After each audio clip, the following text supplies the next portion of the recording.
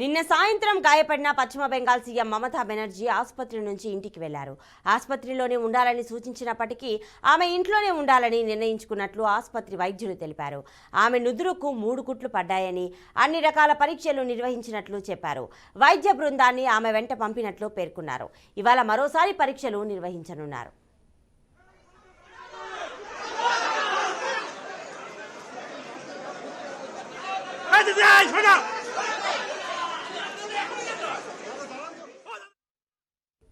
దీదీ కోలుకోవాలంటూ ప్రార్థించాలని అభిమానులు ప్రార్థిస్తున్నారు.